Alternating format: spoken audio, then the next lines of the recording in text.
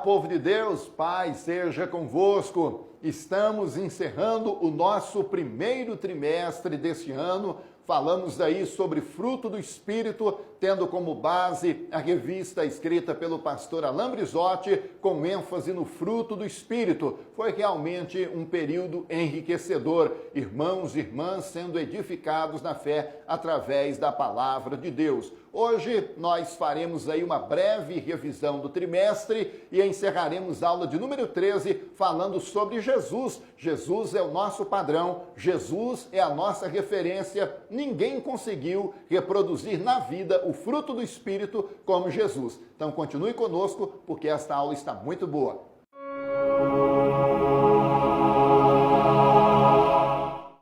Muito bem, meus irmãos e minhas irmãs, nós já estamos encerrando a nossa revista de escola bíblica dominical falando sobre fruto do Espírito. Tivemos aí 3 meses de estudos maravilhosos, tomando como base esta lição escrita pelo pastor Alain Brizotti. Agora, nesta última aula, pastor Alain Brizotti nos apresenta Jesus como modelo, como padrão, como referência para aqueles que querem viver exatamente debaixo da graça do Eterno, andar nesta comunhão, nesta intimidade com o Espírito Santo e reproduzir o perfeito caráter de Jesus. Então, na aula de hoje, nós queremos trabalhar exatamente Jesus como matriz de referência para essa reprodução do fruto do Espírito. Mas a aula de número 13 também tem como caráter aí uma revisão daquilo que nós estudamos no trimestre.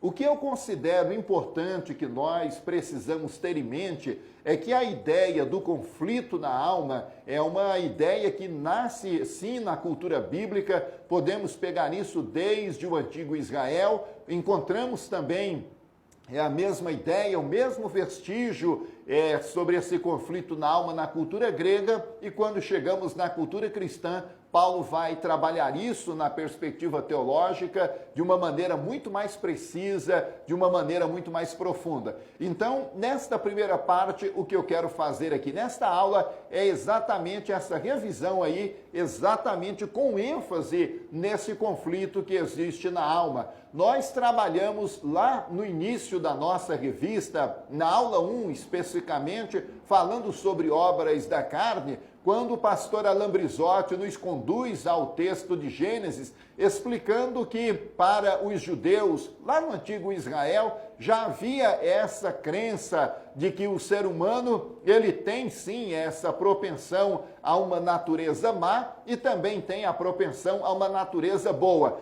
Quando a gente emprega aqui o termo propensão, é importante que você entenda que nós estamos dizendo que o ser humano, ele já nasce, de acordo com a teologia, contaminado pelo pecado. Então não é porque é uma criança que ele nasce isento, imune ao pecado. Pelo contrário, nós acreditamos sim nessa depravação humana e acreditamos que quando o ser humano nasce, ele já traz consigo no seu DNA essa rebelião contra o Deus Todo-Poderoso. É a herança que nós temos ali de Gênesis capítulo 3, a queda que afetou a toda a humanidade. Portanto, quando nós pontuamos aqui a questão dessa propensão ao mal ou ao bem, nós não estamos descartando essa depravação que atinge o ser humano.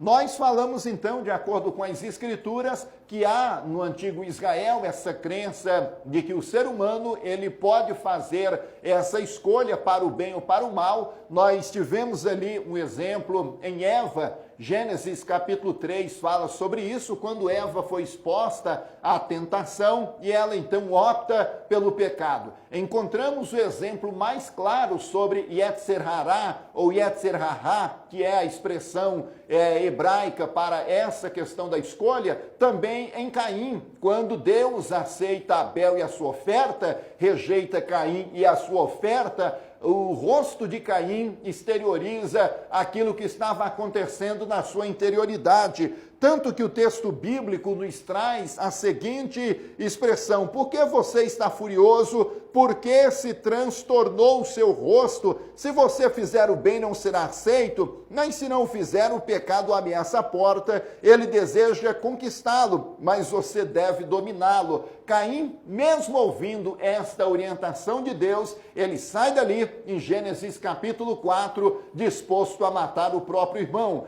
Isso fica claro, portanto, essa indução do ser humano, essa capacidade de escolher e escolher por aquilo que é ruim. Saindo então desse contexto da cultura hebraica, poderíamos olhar alguns exemplos na cultura grega sobre esse conflito na alma. Pastor Alain Brizotti traz para nós, por exemplo, a crença na cultura grega, e poderíamos mencionar o próprio Platão quando ele fala no mito do Fedro sobre alguma coisa que faz alusão a esse conflito na alma. Ele descreve a alma como carreeiro cuja tarefa é dirigir os arreios duplos, 2 cavalos, e ali se tem então um cavalo de raça nobre. Claro, na filosofia grega clássica, esta raça nobre seria então a razão, e outro cavalo que seria o cavalo indócil, esse seria então caracterizado pela paixão, e a paixão então que arrasta esse carro ao chão. É uma ideia que a gente tem que pode ser aplicada então ao conflito na alma. Quando nós chegamos ali na cultura romana, poderíamos citar Ovídio, quando esse poeta romano declara: vejo as coisas melhores e concordo com elas, mas sigo as piores. Também é uma indicação de que o ser humano ele é até capaz de perceber aquilo que é certo e aquilo que é errado. Quando se trata da escolha, infelizmente, ele escolhe aquilo que é ruim. Citamos também Sêneca, filósofo, escritor e mestre da arte da retórica, ratificou que os homens amam e odeiam os seus vícios ao mesmo tempo. E aí, fechando então na cultura cristã, com o grande apóstolo Paulo, quando ele diz que a carne milita contra o espírito e o espírito contra a carne, porque são opostos entre si. Então aqui nós temos então esse conflito entre carne e espírito, e é claro, isso também tem a ver com essa ideia do conflito da alma que nós encontramos vestígios em outras culturas. Aí, a partir então desta definição, Paulo vai trabalhar o fruto do Espírito. Continue conosco, porque em seguida nós trabalharemos um pouco mais, e aí, claro, falando sobre Jesus, a relação de Jesus com o fruto do Espírito, Jesus que é nosso padrão, nosso modelo, nossa matriz de referência. Continue com a gente.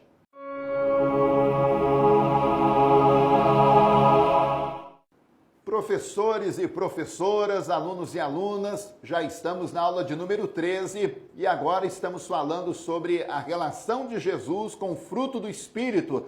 Ninguém conseguiu reproduzir na vida com a mesma intensidade, com a mesma precisão, com a mesma exatidão, o fruto do Espírito como Jesus. Por isso que o pastor Alain Brizotti nos apresenta Jesus como esse padrão, essa referência. Interessante perceber que o texto que o pastor Alain Brizotti usa para argumentar Jesus enquanto modelo, enquanto matriz de referência, João capítulo 15, e ali nós temos realmente essa ideia do permanecer em Jesus, e esse é o caminho para uma vida de produtividade no reino de Deus. A nossa verdade prática vai dizer que o estar em Jesus realmente traz para nós a cura da esterilidade no que tange, então, a produção de frutos para a glória de Deus. Quando Brizotti, então, aponta Jesus como modelo, como padrão, como referência, eu acho isso fantástico, eu acho isso excepcional. Pelo menos durante esse trimestre, enquanto eu estava dando aula, eu procurei concentrar sempre esse diálogo sobre o fruto do Espírito, convidando o aluno, a aluna, a olhar para a própria interioridade, a olhar para a própria vida. Sabe qual é o problema de alguns irmãos e algumas irmãs? É que eles querem estudar o fruto do Espírito, mas olhando para a vida do outro. Não vai dar certo, não vai funcionar. Porque sempre que você olhar para a vida do seu semelhante, do seu próximo, seja ele um líder, seja ele uma pessoa comum da comunidade de fé, você vai perceber que ele ou ela apresenta determinadas falhas, apresenta determinadas imperfeições, e isso pode servir como um desestímulo para que você viva então e reproduza o fruto do Espírito na sua vida. Portanto, quando o pastor Alain Brizotti apresenta Jesus como modelo, eu acredito sim que aqui está a resposta para os irmãos e para as irmãs que querem viver essa busca pela plenitude do Espírito Santo e reproduzir o caráter de Jesus. Portanto, se estuda fruto do Espírito olhando para a própria intimidade, para a própria interioridade. A mesma coisa, meus irmãos, minhas irmãs, professores e professoras, nós devemos observar no contexto da ceia. Nós encontramos no texto ali, quando Paulo fala sobre ceia, quando ele diz assim, examine-se, pois, o homem a si mesmo, porque este é um evento extremamente sagrado no que tange ali ao próprio ensino da teologia cristã, mas é algo extremamente personalíssimo. Nós precisamos, repito, olhar para o fruto do Espírito, concentrando ali o nosso foco em Jesus. Olhar para o irmão, para a irmã, pode não ser o melhor caminho para aqueles que querem viver essa proposta do Evangelho de acordo com a teologia de Paulo, escrevendo ali aos Gálatas, falando sobre fruto do Espírito. Alguém poderia perguntar, mas afinal, será que Jesus, ele viveu realmente toda essa dimensão do fruto do Espírito? Meu irmão, minha irmã, não resta dúvida. Eu trouxe aqui algumas anotações como acréscimo para a aula. Pastor Ezequias Soares, quando escreve ali o seu livro sobre Cristologia, ele diz o seguinte: por que estudar a vida e obra de Jesus? É uma pergunta interessante. Um outro teólogo, esse não um protestante, ele também indagou que sentido tem falar de Jesus Cristo hoje. Ora, Jesus Cristo, ele permanece como centralidade para a comunidade de fé. Para nós, a superioridade de Jesus é indiscutível. Jesus jamais deixará de ser um tema relevante. Agora nós temos que olhar para Jesus no que tange ao fruto do Espírito. Nós não temos dúvida de que Jesus se encontra entre as figuras mais populares da história da humanidade. Até indivíduos refratários à fé cristã olham para Jesus e podem aprender com ele algumas lições no que tange à vida terrena. Nós poderíamos também destacar que Jesus é até o maior líder da história da humanidade, a pessoa mais influente que já passou por esse mundo. Você poderia perguntar, mas quais são os traços dessa liderança, dessa influência de Jesus? Poderíamos aqui em diálogo com o Dr. Wander de Lara Proença, falando sobre o modelo de Jesus enquanto líder, destacar Jesus se destaca, ou Jesus se torna esse padrão, essa referência, porque ele começa o seu ministério respeitando legitimidade ética. É um diferencial de Jesus. O outro, Jesus influencia vidas porque ele supera o dualismo do sagrado e do profano. Outra coisa que aprendemos é que Jesus promove transformação social. Poderíamos destacar a preocupação de Jesus com o treinamento e o preparo de novos líderes. Poderíamos acrescentar também que Jesus proporciona à mulher a oportunidade de ministério. Nós temos então em Jesus diversas referências que o apontam como esse ser mais influente da história da humanidade. E é claro, nós encontramos aí alguns autores que comentam que nesses últimos 2000 anos, Jesus ele permanece sim como o ser humano mais influente, e nós podemos aprender ali com Jesus. Ele foi a inspiração, seus ensinos e estilo de vida inspiraram a valorização e elevação da pessoa humana, a transformação de vidas, o incentivo para as reformas em diversas áreas da sociedade, a melhoria das instituições, saturação da literatura, porque Jesus é um tema preciosíssimo, influência de Jesus nas artes, inspiração de Jesus também na área da filantropia. Mas o que o Brizotti está nos ensinando aqui não se trata de influência de Jesus nessas diversas dimensões da sociedade. Ele está preocupado em apresentar Jesus como modelo no que tange a reprodução de fruto do Espírito. Então nós temos que olhar para Jesus e pensarmos o seguinte: quais são os propósitos da encarnação? Porque Deus enviou Jesus Cristo ao mundo. A teologia aponta vários motivos. O primeiro, ou um deles, seria possibilitar uma obediência representativa. Nós temos então em Jesus esse padrão perfeito de obediência. Nós encontramos em Hebreus um outro propósito, que Jesus seria esse sacrifício substitutivo. Poderíamos destacar que Jesus veio também para ser o mediador entre Deus e os homens. Jesus veio para cumprir o propósito original do homem de dominar a criação. Jesus veio também para ser o padrão do nosso corpo redimido. Jesus veio para compadecer-se como um sumo sacerdote. E é claro, vou encerrar por aqui para retomar na terceira parte. Jesus veio para ser nosso exemplo e padrão também na vida. Então, olhando para Jesus, sabemos que ele é a nossa matriz e referência. E é exatamente esse item, olhar para Jesus como nosso padrão de vida, que eu retomo na terceira e última parte, falando sobre Jesus e o fruto do Espírito. Continue conosco.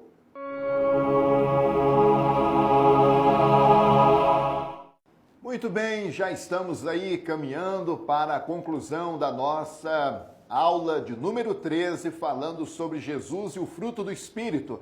Na primeira parte, nós destacamos ali a questão do conflito na alma, dando uma olhada ali naquilo que já estudamos na primeira aula desta revista, falando sobre o conflito na alma, na cultura hebraica, cultura grega, também na cultura romana e na cultura cristã. Depois falamos aí sobre a importância de Jesus, apresentado por Brizotti como nosso referencial. Na segunda parte, nós tentamos ali mostrar a importância de Jesus em diversos cenários, em diversas dimensões, em diversas áreas, e encerramos dizendo que ele veio para ser o nosso padrão de vida, nosso referencial e o nosso modelo. Muito bem, dito isso, eu preciso deixar claro que não é possível olharmos para Jesus e pensarmos nele apenas enquanto Deus para trabalharmos o fruto do Espírito. Por quê? Porque a gente então vai pensar o seguinte: uma vez que ele é Deus, então seria fácil cumprir ali essas manifestações do fruto do Espírito. Nós precisamos então ter em mente a teologia da humanidade de Jesus, 100% homem, 100% Deus. Mas para os propósitos aqui da aula, seria interessante olhar para o Jesus 100% homem. Alguém poderia dizer, mas Jesus também tinha uma dimensão humana? Claro, você vai encontrar aí a própria Bíblia dizendo que o Verbo se fez carne e habitou entre nós, não é? Nós temos muitas referências sobre isso. Encontramos nos evangelhos também informações dizendo que Jesus precisou crescer em sabedoria, estatura e graça diante de Deus, diante dos homens. Uma dimensão puramente humana aqui nós encontramos então nesses textos. Poderíamos citar ainda que Jesus, enquanto homem, ele sentiu fome. Mateus capítulo 4, na tentação, fala sobre isso, outros textos também. Jesus teve sede, encontramos várias referências sobre isso.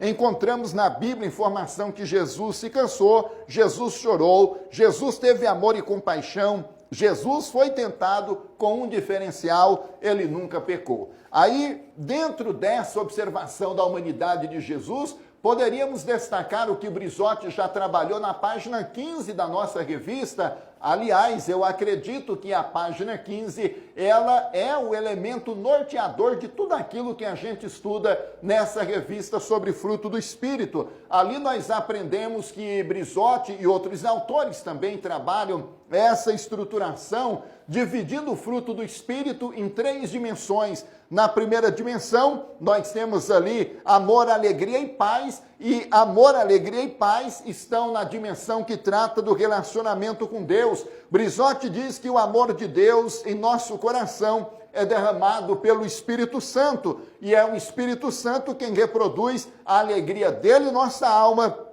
e é o Espírito Santo quem traz a paz divina à nossa mente. Portanto, quando nós falamos de amor, alegria e paz, estamos pensando nessa dimensão com Deus. Brizotti dirá, na aula de número 13, que o alimento da alma de Jesus é exatamente essa manifestação do fruto do Espírito nessas três vertentes, isto é, amor, alegria e paz. Isso alimenta a alma de Jesus, alimenta a alma de qualquer ser humano. Não me importa, meu irmão, minha irmã, o momento, a luta que você está passando. O seu relacionamento com Deus deve ser um relacionamento caracterizado, marcado pelo amor, pela alegria e pela paz. Nós também aprendemos nesta lição que a segunda dimensão diz respeito ao relacionamento com o ser humano, ou relações humanas. Quais são os alimentos das relações humanas na vida de Jesus?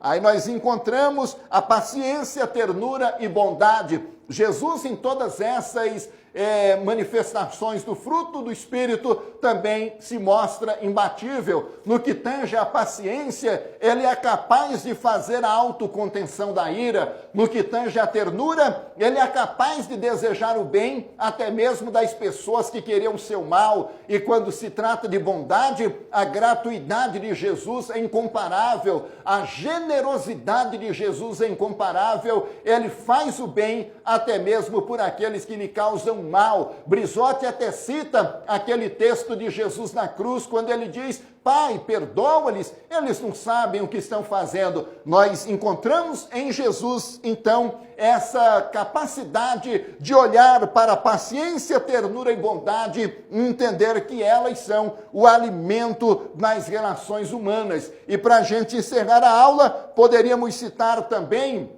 no que tange ao caráter, como Jesus se relaciona com a questão de fidelidade, mansidão e domínio próprio. Fidelidade é confiabilidade que convida outras pessoas a confiar em nós, ser digno de confiança. Meu Deus, quem é digno de confiança como Jesus? Você pode confiar nele, pode descansar nele. Ele é plenamente digno de confiança. Poderíamos falar sobre mansidão. Não existiu ser humano mais forte do que Jesus, não é verdade? Mas Jesus jamais usou essa sua força para subjugar, para diminuir as pessoas. E no que tange a domínio próprio, Jesus também é nosso modelo, nosso padrão, nossa referência. Encerrando a aula, encerrando o trimestre, eu quero trabalhar aqui um texto de João, quando ele escreve sua primeira epístola, no capítulo 2, versículo 6, ele diz: aquele que diz que está nele, também deve andar como ele andou. Meu irmão, minha irmã, você está nele? João está dizendo que se você diz estar nele, você deve andar como ele andou. Então, olha para a vida de Jesus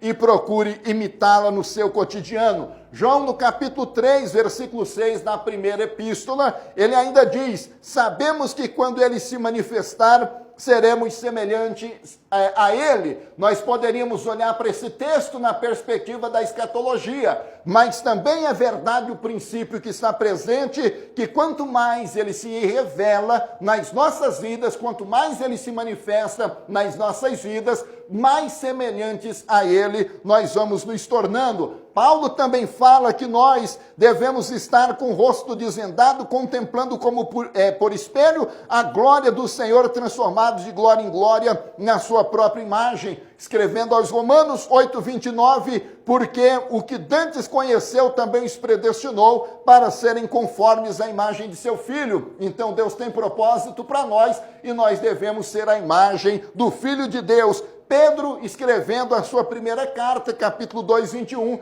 ele encerra dizendo: porque para isso sois chamados, pois também Cristo padeceu por nós, deixando-nos o exemplo para que sigais as suas pisadas. E o escritor de Hebreus diz: olhai para Cristo, ele é autor, consumador da nossa fé. Muito obrigado pela sua atenção, Deus te abençoe, vamos imitar a Jesus, ele é nosso padrão, nossa referência. Forte abraço, até um próximo encontro.